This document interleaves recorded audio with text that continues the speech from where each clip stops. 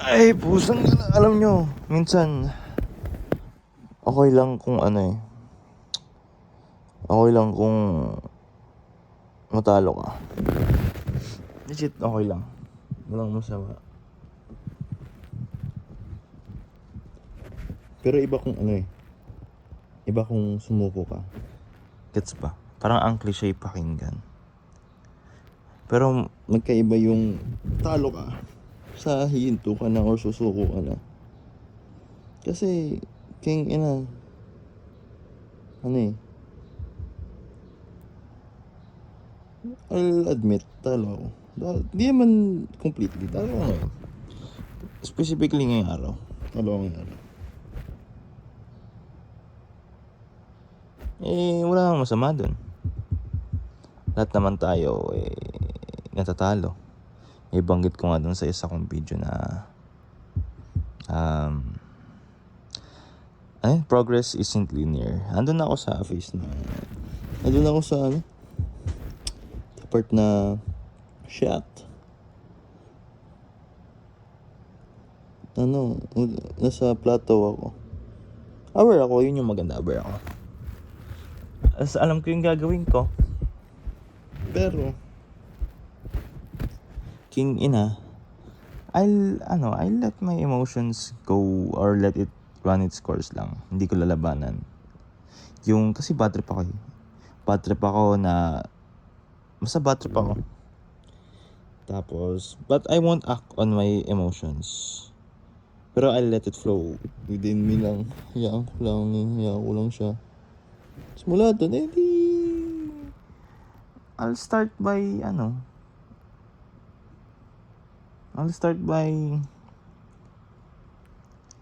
tawag dito. I'll start by simply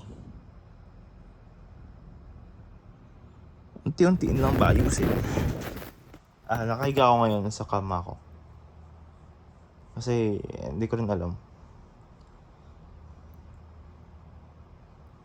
I want to externalize din kung anong state ng utak ko ngayon. Kasi this is the second day or this day 2 na na wala akong tulog. Hindi dahil sinasadya ko, pero I've been busy.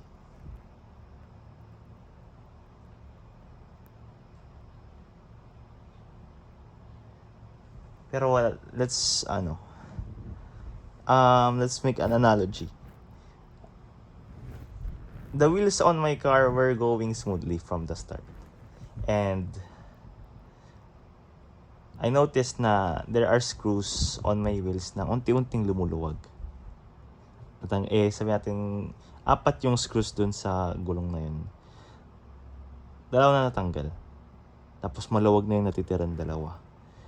I took the initiative to simply stop, accept the loss, tas na lang, pause for a bit and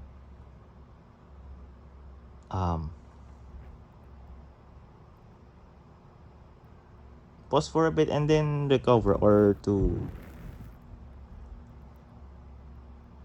ayusin yung mga nagulo ba? Or ayusin yung palitan yung mga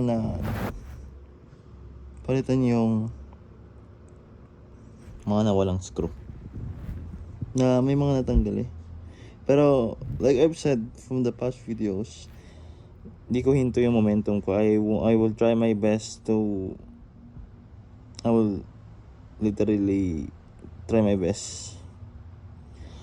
Pero I won't kasi I'm not functioning well right now kasi bangag ako pre. Hindi ako sabog. Bangag lang ako kasi wala pa akong tulog. I wouldn't say I will try my best, pero I won't let my momentum or I won't let that fire dissipate or get extinguished by external factors. Kasi something external happened and ewan ko ba? parang laking oras yung ginugol niya, laking oras ang kinain niya sa araw ko, particularly kahapon. Puking ina, 2 kalahating araw ata yun nangyari. Pusang gala. Tas siguro if I'm going to tell how much percentage I did yesterday, sa 10% lang ata yun. Pero kahit pa paano, I made small progress. Small progress is still progress. Yun yung mahalaga. Di natin, or imposible na everyday 100% tayo. Merong sometimes 100, 80%, 60%, 40%, 20%, may sometimes 5%, 1%. Pero ang halaga, kahit 1% yan, ang mahalaga may progress. Kaya, if you experience times like this, or you can relate to my current situation, just note na these are the times where most people quit. When things get hard, or when things get uncomfortable, dito na sila tumitigil or bumabansa. I'm not going to state kung ano siya or what particular thing I'm referring to in terms of me giving up. Pero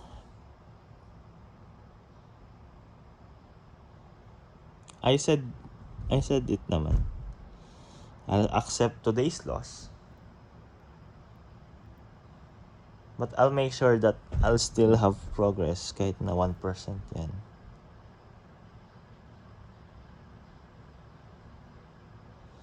And it starts by fixing yourself.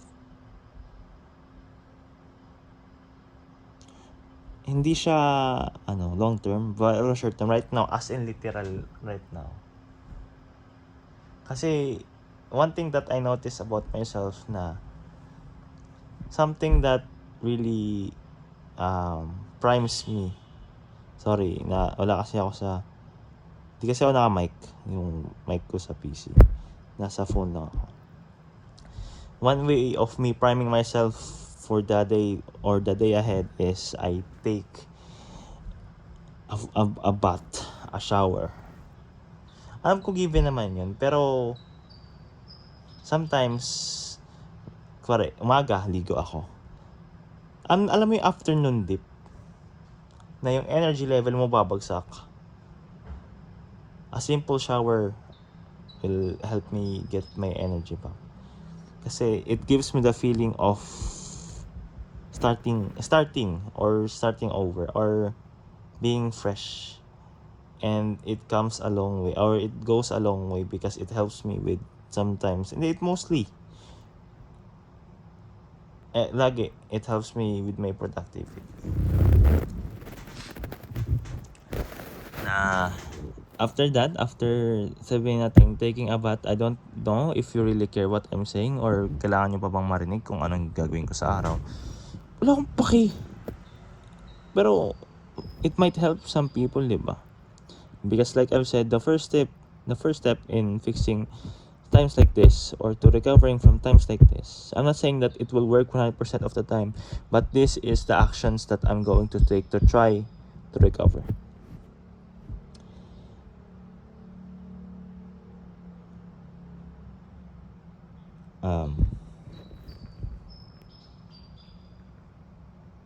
Take care of me muna. I'll give myself siguro an hour to physically help myself by the means of recharging quickly, getting cleaned by the means of having a shower, refueling myself with good quality food, because yesterday or a few hours back I had shit food. Probably I'll eat something healthy by the means of whole foods. And mula sa whole foods, I'll probably add a fruit within it para gives me energy. After physically helping myself recover, kasi an analogy is running through my head right now. Diba yung screw? The screw loosened and it fell down on the ground. Yung sahig is maputik. Malamang, mukha bang ipapalit mo yung screwdriver na yun ulit dun sa kinalalagyan niya kung may putik-putik pa siya? Diba? I symbolize myself as the screw na putik-putik na una kong gagawin bago ako ulit isalpok dun sa screw area, screw zone, screw chuchu, is linisin ko muna yung screw bago ako ibalik dun sa kinalalagay. Para wala nang kasi it wouldn't perform well pag madumi yung screw tapos ibabalik mo. So this is a documentation of me failing, not failing, but me losing. This is like I will repeat myself. This is a documentation of me losing. But losing doesn't mean that I lost. Gets ba? Like I've said, di ako nag-function na maayos. Pero ulitin ko, this is a documentation of me losing, but I won't stop.